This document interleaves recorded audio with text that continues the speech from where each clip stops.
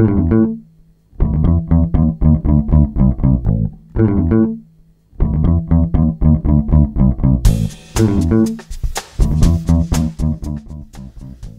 I don't know why it's called Rob's Feed Today.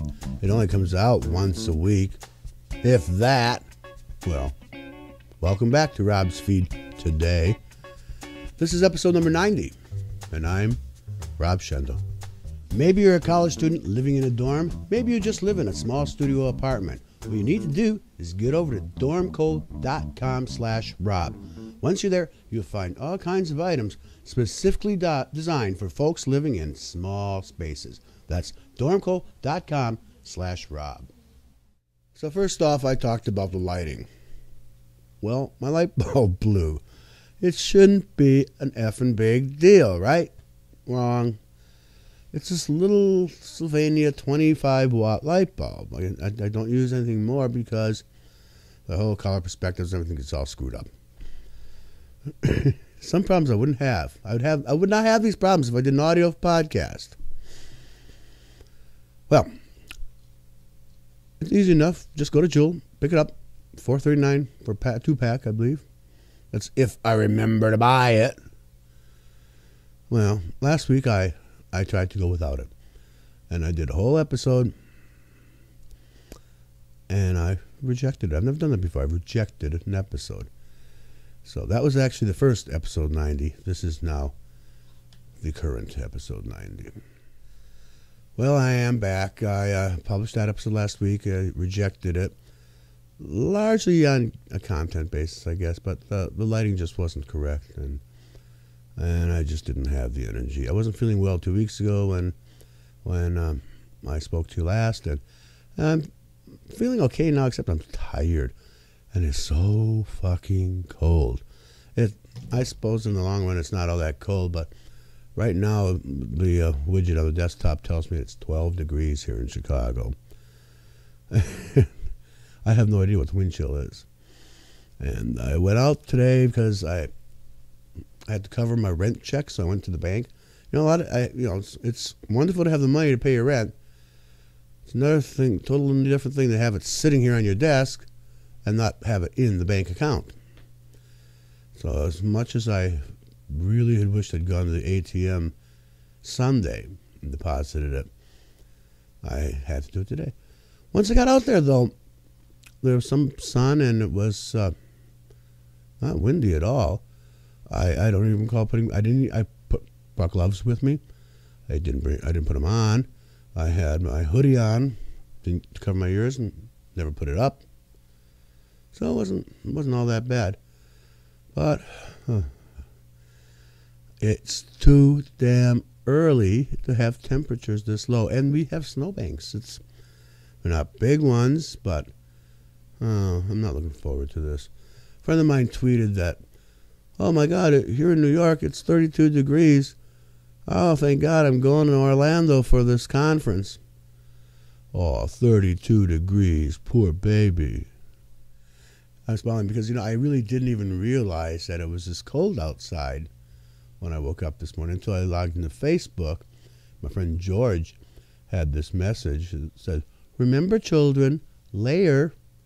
And that's what you do to protect yourself from subhuman temperatures, is you layer one layer over the other layer.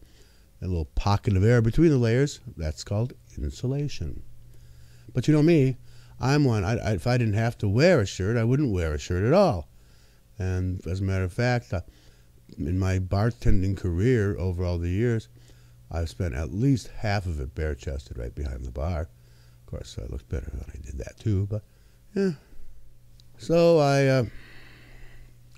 when I realized how cold it was, I just put off and procrastinated running to the bank, because I happened to realize that the court case regarding Proposition 8 it's actually in San Francisco, was today.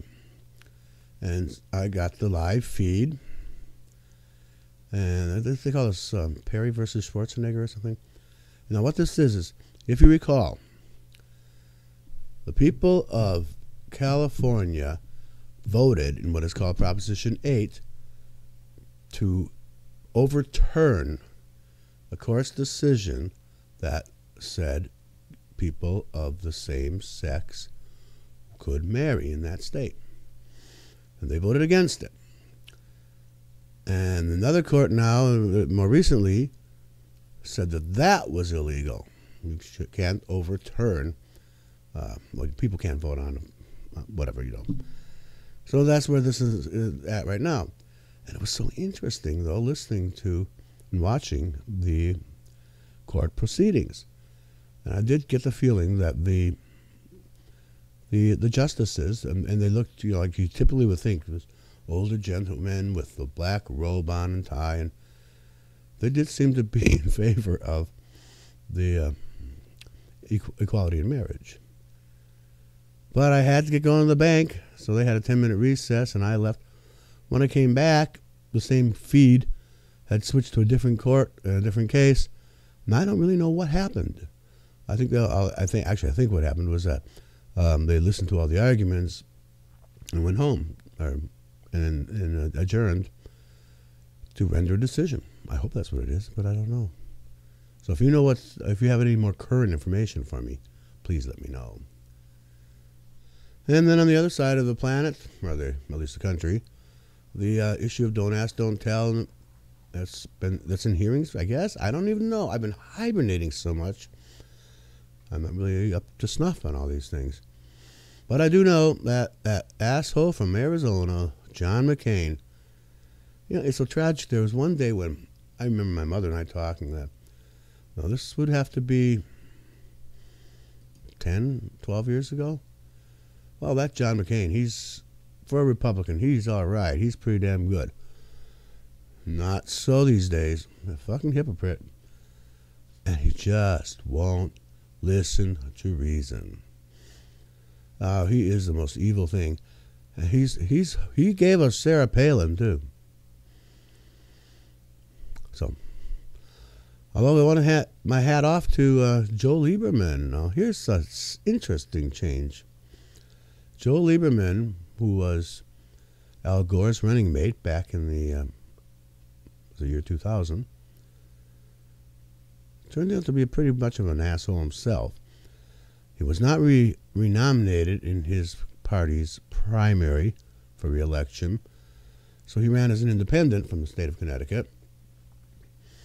And he was not in the Obama camp. He sided with John McCain. There are lots of media picture things of the two of them together. They're very close friends. But now he's taken up the arms. He's really leading the charge against Don't Ask, Don't Tell. And this is such a thing. How do you might like, I guess everybody can't be wrong all the time, but it's such an interesting thing. You don't like Obama for his being wimpy, but yet if the Republican Party were to nominate Sarah Palin to oppose him, of course you're going to vote for Barack Obama. But if there was an alternative, somebody with guts, that would be great. So you like and you don't like. I never thought I would feel this way about Joe Lieberman, though. I want to thank you. Thank you, Senator Lieberman. But the big story, burning up all the wires as I speak, is not a gay issue as such, but the issue of WikiLeaks.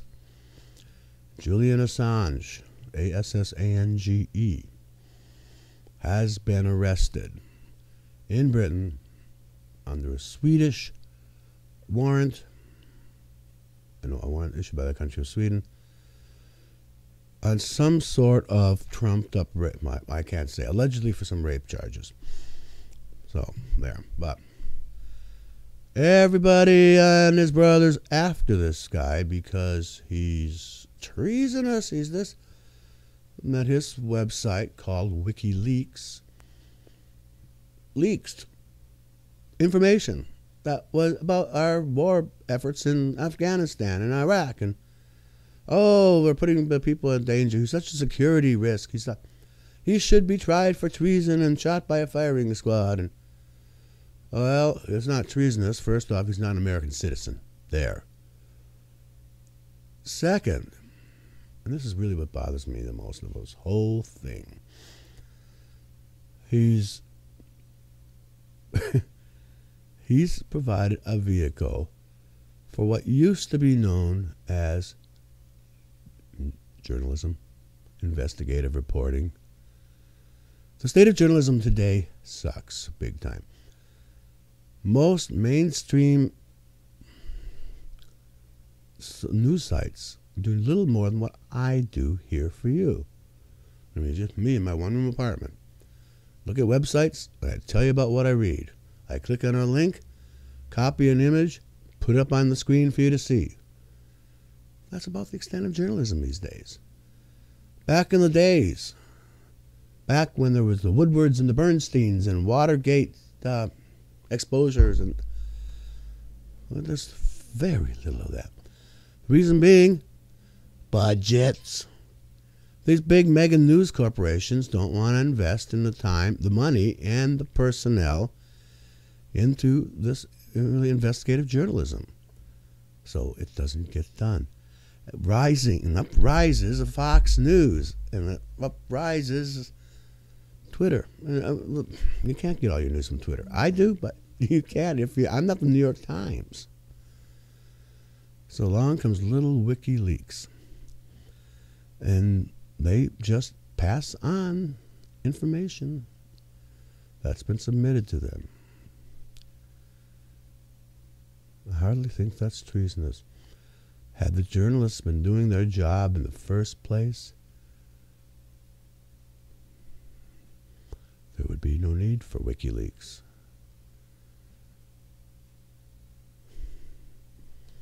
Enough said.